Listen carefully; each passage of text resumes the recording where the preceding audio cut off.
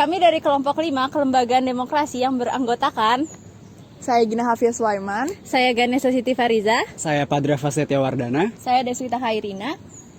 Selamat menyaksikan. Oke, jadi demokrasi itu adalah sebuah bentuk pemerintahan di mana kekuasaan politik ini dipegang oleh rakyat atau wakil-wakil yang dipilih secara bebas dan adil melalui pemilihan umum. Nah, prinsip dasar demokrasi itu meliputi partisipasi politik yang merata, perlindungan hak asasi manusia, terus juga ada pemisahan cabang eksekutif, legislatif, dan juga yudikatif, serta aturan hukum yang berlaku untuk semua warga negara tanpa terkecuali. Nah, dalam sistem demokrasi, keputusan politik ini diambil berdasarkan keputusan mayoritas, namun tetap juga memperhatikan hak-hak minoritas. Nah, demokrasi juga menekankan prinsip akuntabilitas, terus juga transparansi, dan partisipasi aktif warga negara dalam proses pengambilan keputusan politik. Untuk kelembagaan demokrasi sendiri, yaitu merujuk pada struktur, proses, dan mekanisme yang digunakan dalam sistem demokrasi untuk memfasilitasi partisipasi politik, pengambilan keputusan, dan juga representasi kepentingan masyarakat. Nah, hal ini itu mencakup lembaga-lembaga seperti partai politik, terus juga ada parlemen, lembaga-lembaga yang menjalankan fungsi-fungsi demokratis seperti itu. Lalu kelembagaan demokrasi itu juga mencakup aturan, norma, dan juga prosedur untuk mengatur interaksi antara pemerintah dan juga warga negara serta aktor politik di dalam sistem demokrasi. Nah, dengan demikian, kelembagaan demokrasi ini merupakan kerangka kerja yang penting gitu dalam menjaga prinsip-prinsip demokrasi seperti partisipasi, akuntabilitas, transparansi, dan juga keadilan dalam suatu negara. Selanjutnya masuk ke dalam perkembangan sistem kelembagaan demokrasi yang terjadi di Indonesia. Perkembangan demokrasi yang terjadi di Indonesia terus mengalami transformasi yang cukup signifikan. Dalam setiap jenis demokrasi, kelembagaan demokrasi juga seringkali berubah sesuai dengan konstitusi yang berlaku. Mulai dari demokrasi parlementer, demokrasi terpimpin, demokrasi Pancasila era Orde Baru, dan demokrasi Pancasila era Reformasi. Dalam demokrasi parlementer menjadi tonggak awal yang dilakukan oleh Indonesia dalam menerapkan sebuah sistem pemerintahannya. Demokrasi ini sangat menekankan erat pada kebebasan individu yang ditandai dengan berkembangnya partai politik dan diberlakukannya kabinet parlementer. Pada era ini terjadi pemilihan umum pertama kali di Indonesia pada tahun 1955 yang patut diapresiasi karena diterapkannya pemilu yang aman, jujur, dan adil. Dengan diberlakukannya sistem multipartai pada era ini, terdapat 3 partai politik yang paling dominan dipilih oleh masyarakat, yaitu PNI sebesar 22,32%, Masyumi sebesar 20,92%, dan NU sebesar 18,41%. Dengan diberlakukannya sistem multipartai, ternyata tidak dapat melaksanakan sesuai dengan fungsinya, dan kabinet jatuh bangun serta tidak melaksanakan program kerjanya.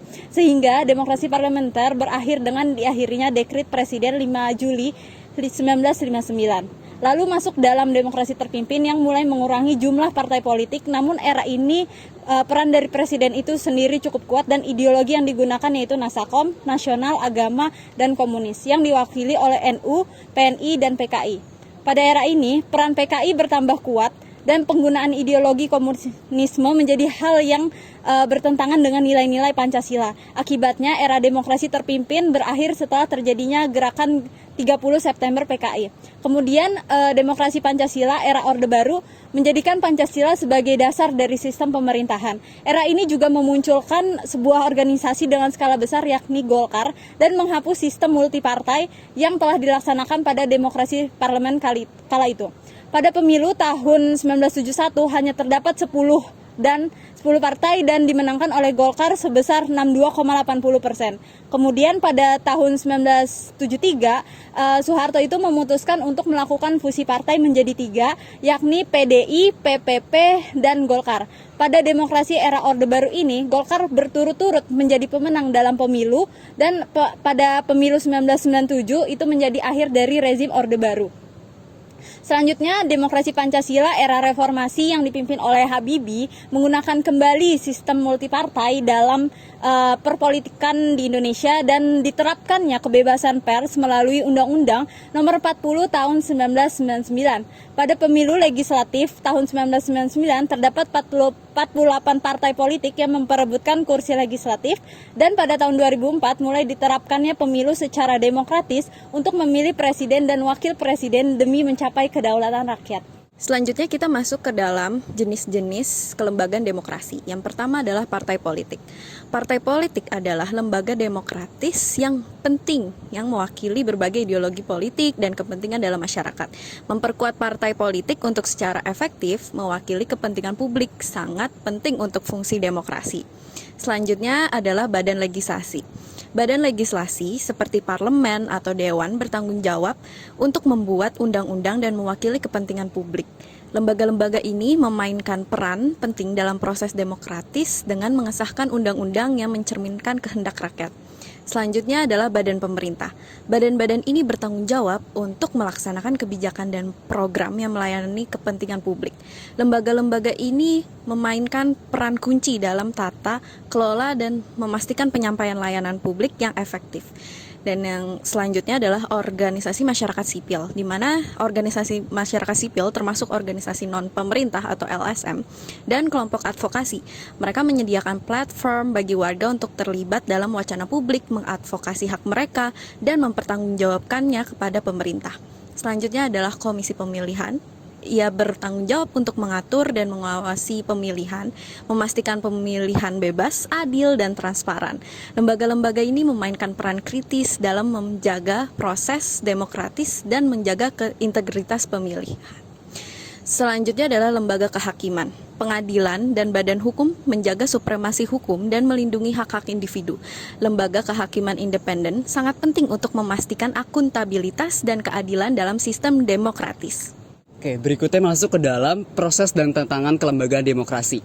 Yang pertama itu ada pembentukan partai. Pembentukan partai politik di Indonesia harus sesuai dengan persyaratan hukum Undang-Undang Partai Politik, yang mana di dalamnya termasuk mengatur jumlah minimal anggota partai.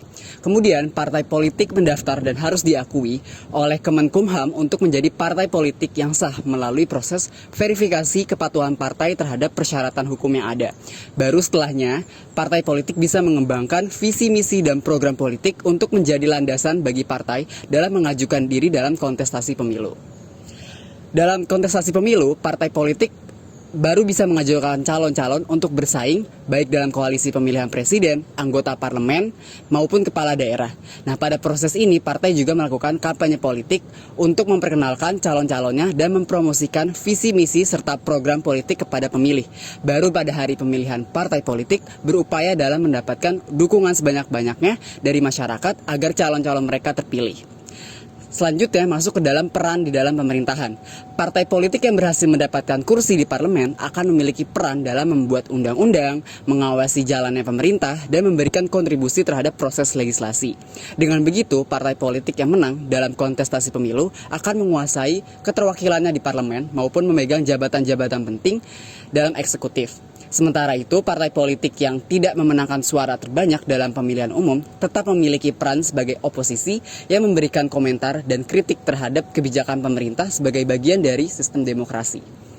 Selanjutnya masuk ke tantangan.